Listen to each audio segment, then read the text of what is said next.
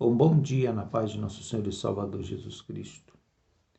Eu quero ler para a nossa meditação, no nosso devocional de hoje, Marcos capítulo 12, do versículo 41 a seguir.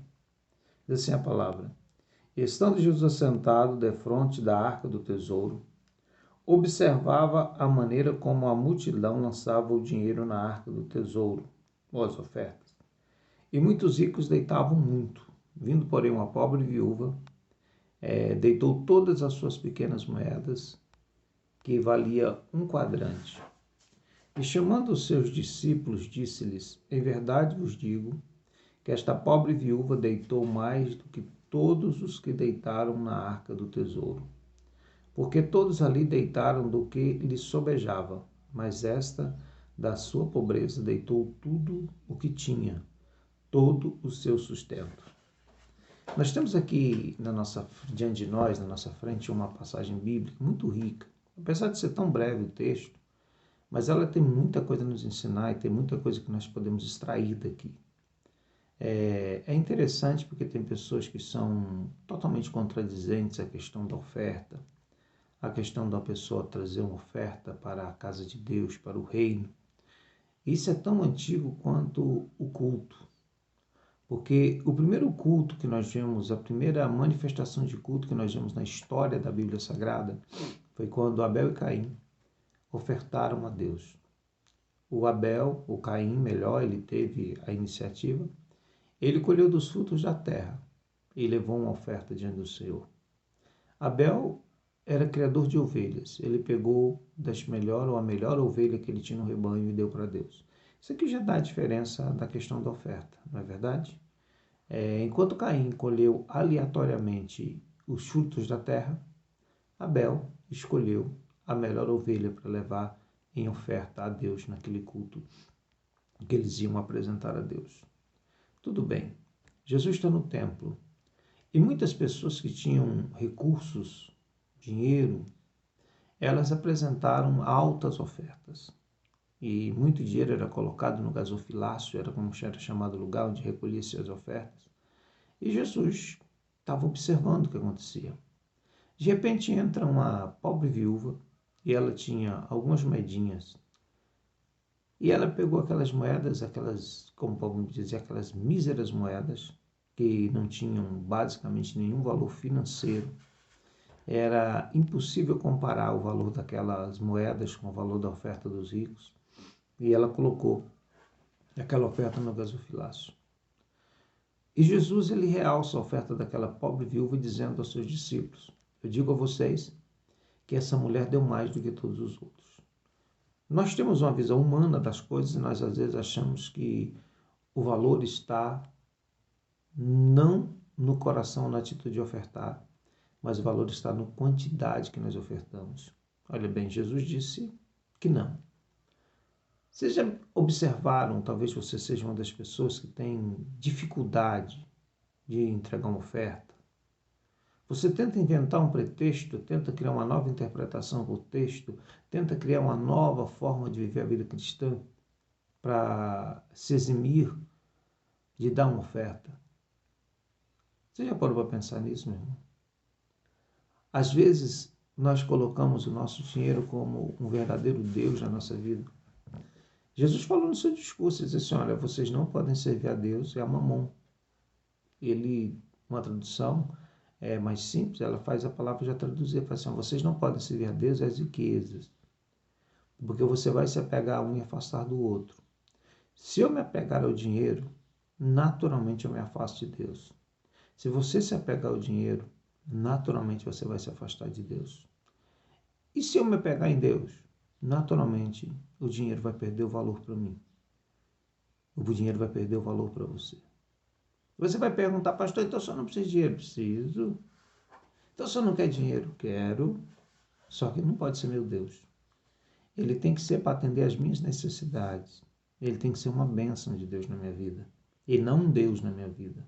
Ele tem que ser uma bênção de Deus na tua vida e não um Deus na tua vida.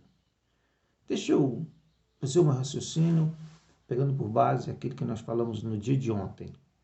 Nós falamos ontem que Jesus questionou os discípulos porque eles o seguiam, eles estavam atrás dele, não por causa do poder sobrenatural que realizava milagres, mas eles estavam atrás de Jesus por causa do pão que eles comeram.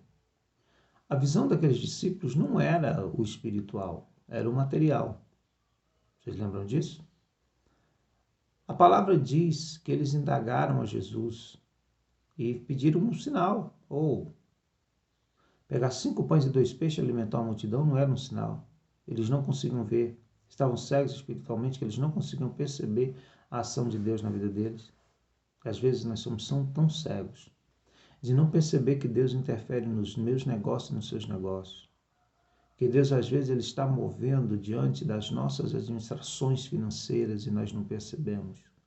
Você já parou para pensar que em algum momento da tua vida você teve uma dificuldade e você foi socorrido por Deus, mesmo na vida financeira? Isso aconteceu comigo muitas e muitas vezes na minha vida. Isso aconteceu das formas mais inusitadas, mais diferentes e diversas que eu poderia contar para você. Eu quero te falar uma coisa, que Deus tem controle sobre tudo na nossa vida, se nós deixarmos Ele controlar, logicamente. Jesus falou assim naquela passagem que eu citei ontem. Lutai ou correi atrás do que é espiritual e não do que é material. Correr atrás do alimento que nunca acaba, que não perece, ao invés de correr tanto sobre o alimento que perece. Nós passamos a vida correndo atrás de dinheiro, correndo atrás de riquezas. Criamos guerra, criamos briga, fazemos inimizades por causa do tal do dinheiro. Porque nós estamos tão apegados a dinheiro, que nós achamos que tudo é dinheiro. Observe que o dinheiro já virou um Deus para muitas pessoas. As pessoas trocam a amizade de alguém por causa de dinheiro.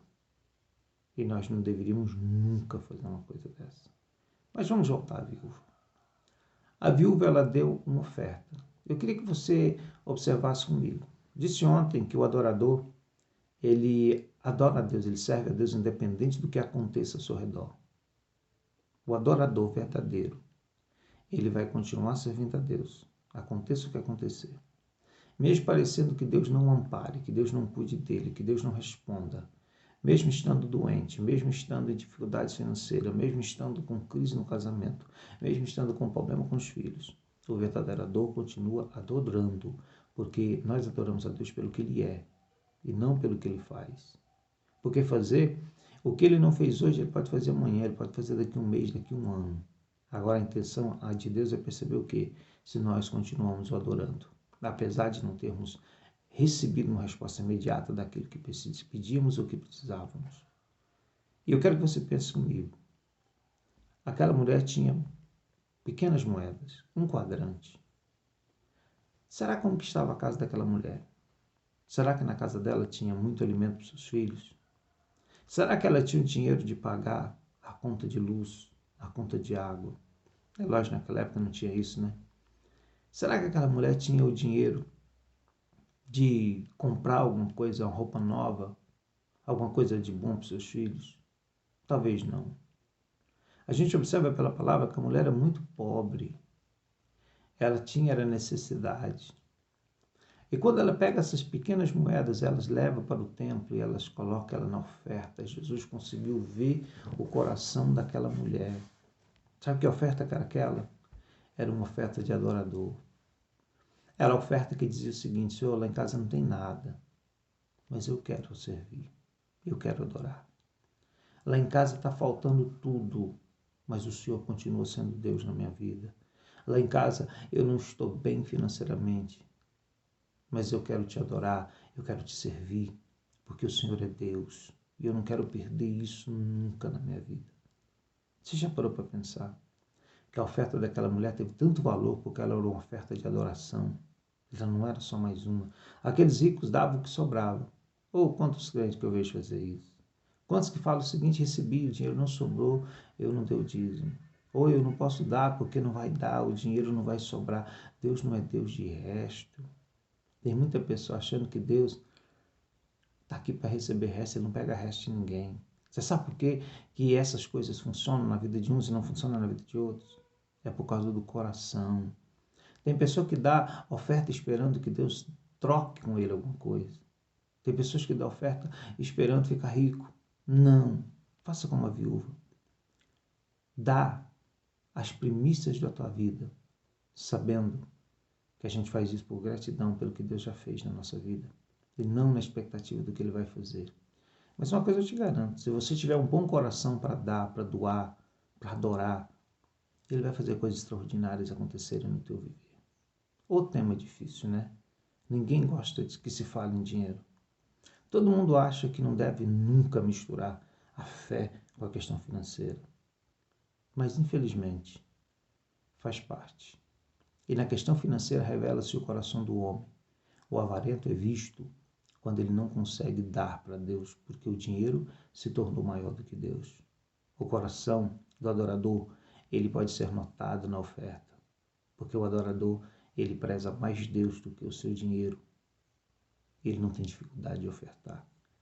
Que Deus abençoe você, medite um pouco nessas coisas. Se você tem dificuldade nessa parte, se converta nela também, porque ela é necessária para que nós possamos ser elogiados por Jesus como aquela mulher foi elogiada naquele dia. Ela não deu do que sobrava, ela deu o que tinha. Que Deus abençoe você.